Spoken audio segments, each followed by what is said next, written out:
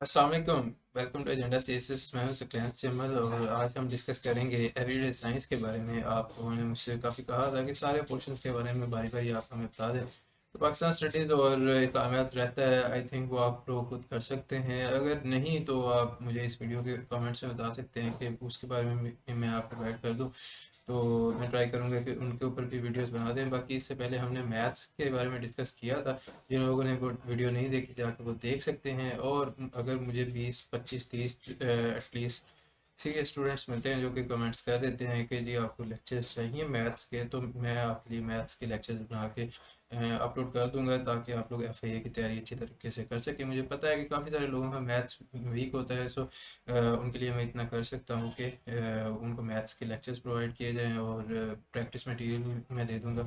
But for that you will have to cooperate as well. आप मुझे बताना पड़ेगा कि हाँ जी वाकई आपका मैथ्स वीक है और उस वीडियो पे जाके आपको कमेंट करना पड़ेगा। दैट बीइंग सेड, आज की वीडियो में हम की एरियाज डिस्कस करेंगे एवरीडे साइंस के बारे में, और इसके अलावा हम ये भी देखेंगे कि इसकी तैयारी आपने कैसे करनी है। कुछ टिप्स एंड ट्रिक्स मैं आपके लिए को बता दूंगा और अच्छे सोर्सेज बता दूंगा। So let's get into the video. बात यह है कि आपको ओवरऑल 82 नंबर लेने का टारगेट आपके जहन में होना चाहिए, ठीक है। प्रोवाइडेड के पिछले ही लेवल के एग्जाम्स आ रहे हो, अगर बहुत ज़्यादा टफ आ जाता है तो maybe this average can fall to around 74 और 75, लेकिन इससे कम नहीं होने वाला। तो बेहतर है कि आप 82 83 की तैयारी करें ताकि आप स्क्रीनिंग टेस्ट जो है उसको पास कर सकें। और अगर उसकी फर्दर डिवीजन देखते हैं तो उसमें हमारे पास एफआईए एक्ट और मैथ्स ऐसे पोर्शन हैं जिनमें आप ऑलमोस्ट 15 आउट ऑफ 16 या फिर 16 आउट ऑफ 16 ले सकते हैं। तो उनमें आपके लिए मार्जिन ऑफ एरर जो है वो बहुत थोड़ा है। बाकी आपके दूसरे पोर्शन में से तीन चार गलत होते हैं, फिर भी आप 84 85 के ऊपर आके फॉल कर सकते हैं।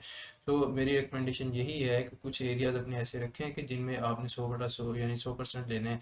जैसे मैथ्स है या एफआईए एक्ट है, उनमें आप बहुत अच्छे नंबर ले सकते हैं। इसी तरह जो हाफज होते हैं उनका इस्लामियात बहुत अच्छा होता है, वो इस्लामियात के जो 7 8 10 उनको सारा कुछ सही कर सकते हैं। So that all depends on you. खैर, एवरीडे साइंस पोर्शन में अगर आप 12 से 13 नंबर लेते हैं 16 में से, या फिर आप 16 17 ले लेते हैं 20 में से, तो ये एक अच्छा स्कोर गिना जाता है। द रीज़न इसके एवरेज साइंस के एमसीक्यूज बहुत ज़्यादा हैं, अराउंड 2000 या 2500 एमसीक्यूज हैं पाक एमसीक्यूज पे इस वक्त एवरीडे साइंस के। मुझे कंफर्म करके बताइएगा कितने। मैंने तो तकरीबन 5 6 महीने लास्ट टाइम 6 महीने पहले मैंने लास्ट टाइम देखा था उसको। खैर, अगर आप इतने नंबर हासिल कर लेते हैं तो आपके अच्छे चांसेस हैं पास होने के, ठीक है। इस चीज़ की श्योरिटी रखें, प्रोवाइडेड कि आपकी सिमिलरली परफॉर्मेंस जो है दूसरे करंट अफेयर्स हो गया, इंग्लिश है या फिर पाकिस्तान स्टडीज़ है, उनमें अच्छी है। और मेरे बारे में आपको मैं बता दूं कि मैं कौन हूँ। मैं एक पीएमएस क्वालिफायर हूँ, पीएमएस 2020 क्वालिफायर फ्रॉम पंजाब।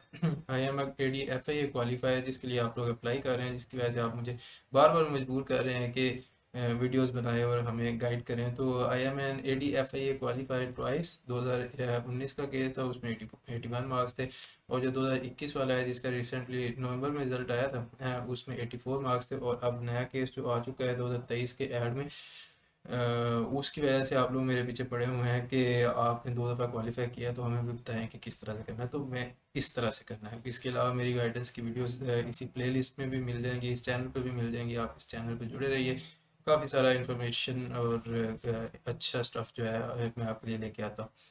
खैर, एडी एमओडी क्वालिफायर भी मुझे मैं 155 मार्क्स हैं मेरे, और उसके अलावा इंस्पेक्टर एफआईए भी मैंने क्वालिफाई किया हुआ है। एरियाज टू कवर पे आते हैं जी। Preparation for everyday science. अच्छा, एवरीडे साइंस जो है ये सारों का अच्छा सब्जेक्ट नहीं हो सकता। नेचुरल है, जिन लोगों ने एफएससी या मैट्रिक में साइंस सब्जेक्ट्स पढ़े हुए हैं वो एवरीडे साइंस में काफ़ी बेहतर होंगे। उनके पुराने कॉन्सेप्ट्स जो हैं वो रिवाइज हो के आहिस्ता आहिस्ता ऐड अप होना शुरू हो जाएंगे, ठीक है। लेकिन जो दूसरे आर्ट्स वाले बच्चे हैं उनको इसमें थोड़ी सी परेशानी पेश आती है कि उनको अक्सर चीज़ें समझ नहीं आती या कॉन्सेप्ट्स बनाते हुए टाइम लगता है। इट इज़ नेचुरल, लेकिन आपने घबराना नहीं। टिप्स एंड ट्रिक्स पे आते हैं तो मैं आपको बताता हूँ कि क्या क्या करना है आपने। First of all, prepare MCQs only. You don't need to know each and every concept of EDS. ये बड़ी बेसिक चीज़ है कि आपको ये नहीं पता होना चाहिए कि इसेंट्रिसिटी ऑफ प्लैनेट्स क्या होती है या उनके ऑर्बिट की इसेंट्रिसिटी क्या होती है, ठीक है। आपको ये पता होना चाहिए कि प्लैनेट्स रिवॉल्व इन ओवल शेप या ओवल ऑर्बिट्स। सिमिलरली अर्थ की शेप क्या है, सिंपल आपको एमसीक्यूज पता होने चाहिए। आपको उनके अंदर की केमिस्ट्री फिजिक्स जो है बहुत लंबी वाली, वो आपको करने की ज़रूरत ही नहीं है, ना ही आपने करनी है। मैं सजेस्ट करूँगा कि ना आप करें, क्योंकि उससे आपका टाइम वेस्ट होगा। एक ही कॉन्सेप्ट जो है, फॉर एग्जांपल सोलर पैनल है जी, तो उसको समझने के लिए आपको शायद घंटा डेढ़ लग जाएगा, और फिर आप उसकी डायग्राम्स वगैरह देखते रहेंगे कि अच्छा यहाँ से इलेक्ट्रॉन्स मूव होते हैं और इधर आते हैं, फिर यहाँ पे बैटरी में स्टोर होते हैं, फिर ये आगे सर्किट में जाते हैं और फिर इलेक्ट्रिसिटी आती है हमारी।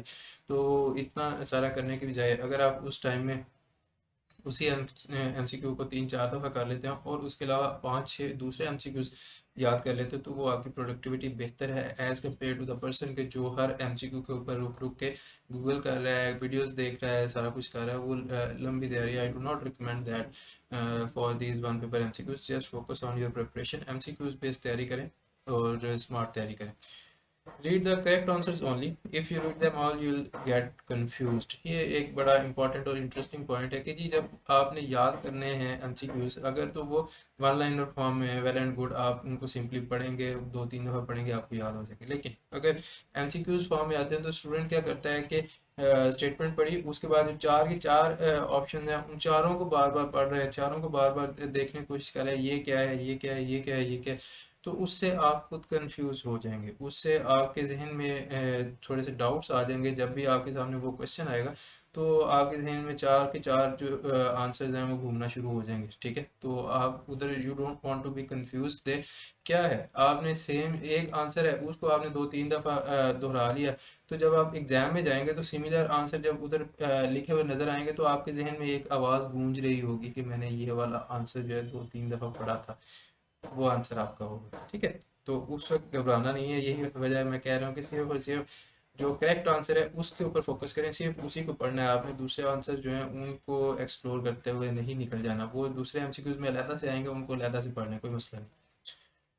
अच्छा जी, the MCQs that are similar club them, it will be easier to remember। For example कि जो MCQs एक जैसे हैं या मिलते जुलते हैं, उनको आप इकट्ठा लिख लें, और इससे आप उनकी आपको उनको याद करना आसान हो जाएगा। फॉर एग्जांपल विटामिन हैं, उनके नाम है। अब vitamin A B C D B के सारे B1 B2 B3 B5 B6 B7 B9 B12 तक हैं, तो उनके भी नाम है। इसी तरह सी है, डी है, ई के, तो सारों के जो बायोलॉजिकल नेम्स हैं वो आप साथ ही उनके लिख लेंगे और विटामिन के नाम भी लिख लेंगे, तो आपको थोड़ा सा पैटर्न नज़र आ जाएगा। या फिर आप उसका नेमोनिक सा बना सकते हैं, RTN NPN NPP, ये वो जो भी है, तो उससे आप बेहतर तरीके से याद कर सकते हैं या आप इजीली याद कर सकते हैं, ठीक है जी। इसी तरह से नेम्स ऑफ ब्लड सेल्स है जी, ल्यूकोसाइट्स, लिम्फोसाइट्स और थ्रोम्बोसाइट्स वगैरह, वो भी आप एक जगह पे लिख लें, बजाय ये कि आप 3-4 पेज बाद एक पे रेड ब्लड सेल पढ़ रहे हैं, दूसरे पे वाइट ब्लड सेल, तीसरे पे थ्रोम्बोसाइट्स या वो प्लेटलेट्स जो हैं, तो उससे आप बाद में कंफ्यूज होते हैं। बेहतर है कि जो सिमिलर चीज़ें हैं, जो क्लस्टर होती हैं, उनको क्लस्टर करके एक जगह पे अपने पास लिख लें, रजिस्टर वगैरह बना लें, या फिर अपने नोट्स के ऊपर ही साइड पे लिख लें। ये मैंने लिस्ट बनाई हुई है, ठीक है जी।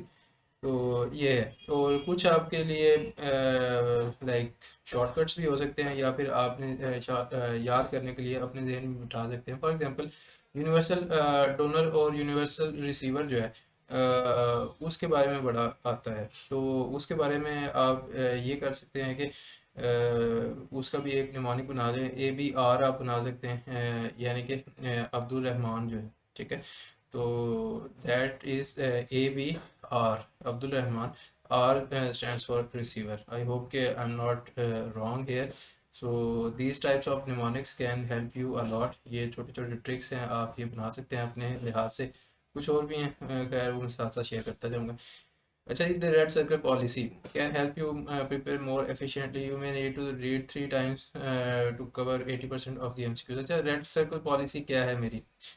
रेड सर्कल पॉलिसी मेरी ये है कि जो मुझे नहीं आता मैं उसको रेड सर्कल कर देता हूँ। मेरे नोट्स ऑब्वियसली मैं प्रिंटेड फॉर्म में ज़्यादा पढ़ता हूँ, तो उनको जो मुझे नहीं आता मैं उसके ऊपर रेड सर्कल लगा दूंगा, आगे चला जाऊंगा। सारे के सारे नोट्स मैंने एक दफ़ा पढ़ दिए। फिर मैंने जब सेकंड रीडिंग मैंने जब उसको याद करने की नीयत से करनी है, तो मैंने ज़्यादातर जो रेड सर्कल वाले हैं उनके ऊपर फोकस करना है कि मैंने इनको याद करना है। सिमिलरली थर्ड रीडिंग जो है उसमें भी मैंने उनके ऊपर ज़्यादा फोकस करना है। तो थर्ड रीडिंग के बाद आप नोट करेंगे कि आपके ऑलमोस्ट 70% जो है एमसीक्यूज ओवरऑल प्रिपेयर हो जाएंगे। कुछ ना कुछ अभी भी रहते होंगे, लेकिन वो साथ साथ आप ऐड ऑन करते जाते हैं या फिर उनको याद करने की कोशिश करते रहें, वो आपके हो जाएंगे।